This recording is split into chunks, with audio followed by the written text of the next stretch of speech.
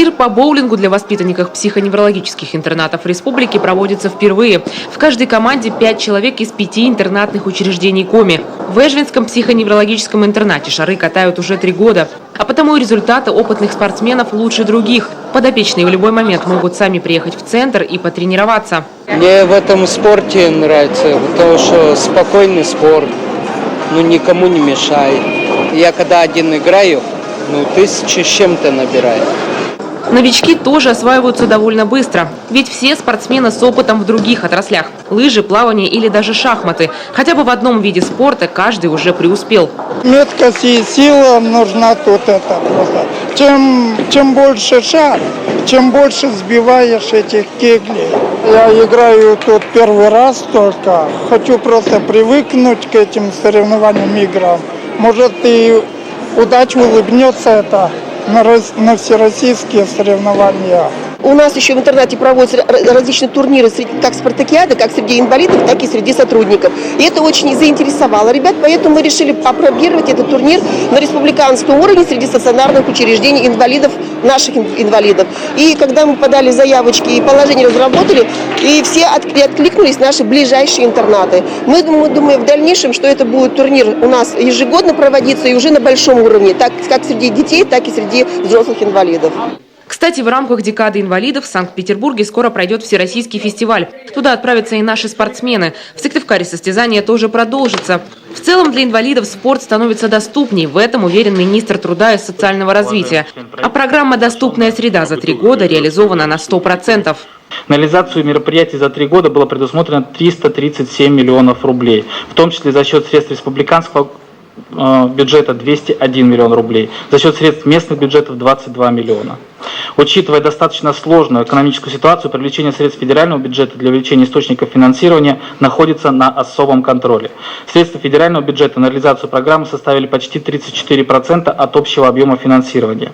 Надо сказать, что действительно изменения ситуации создания безбарьерной среды произошли в последние 3 года. Все готовые объекты наносят на интерактивную карту доступности. Таких в республике уже больше 120. К концу года дооборудуют еще около 80 объектов. Показатели вроде бы даже превышают плановые. Однако сами инвалиды реализацию программы оценивают далеко не на все 100.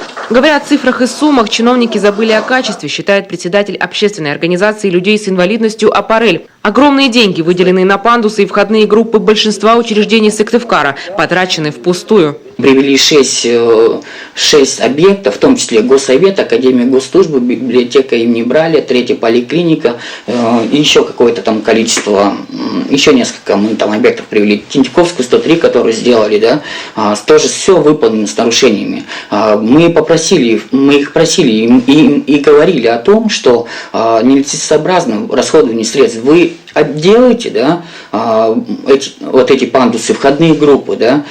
Во-первых, вокруг ничего не учитывается, да, и во-вторых, это все выполнено, все объекты выполнены с нарушениями.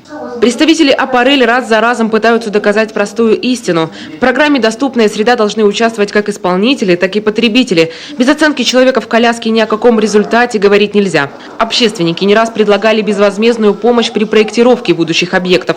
Однако их почему-то приглашают только на завершенную стройку. Вы знаете, пансионат открылся, который находится в Максаковке. Пришли тогда, когда уже все сделано, сауна. Вот смотрите, здесь средства никакие не требуется вообще вкладывать. Вот смотрите, сделали дверь здесь, да? Все, а на коляске сюда не заехать.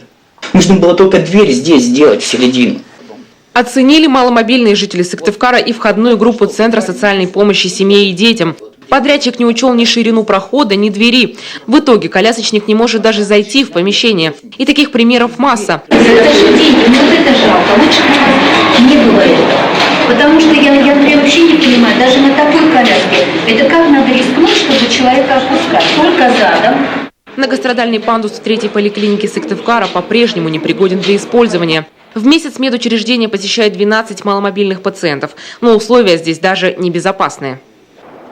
На паспортный стол активисты и вовсе подавали в суд и даже выиграли его. Администрацию обязали сделать входную группу по ГОСТам. Но почему-то вместо положенного пандуса появилась еще одна лестница. Затем последовало еще несколько судебных разбирательств. Прошел уже почти год, а объект по-прежнему недоступен для инвалидов.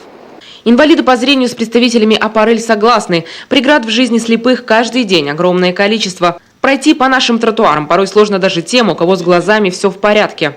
На первом месте, конечно, доступная среда. Не везде еще вполне самостоятельно могут проходить инвалиды. На тротуарах еще достаточно много луж и этих бордюрных камней. Вот плитками выкладывают разные организации у себя. В республике проживает более 70 тысяч инвалидов, из них более 7 тысяч колясочников и около 3 тысяч детей-инвалидов. К тому же к маломобильным гражданам можно отнести треть населения Коми. Это и пожилые, и родители с маленькими детьми. В рамках формирования такой программы «Доступная среда» нужно разработать соответствующий стандарт.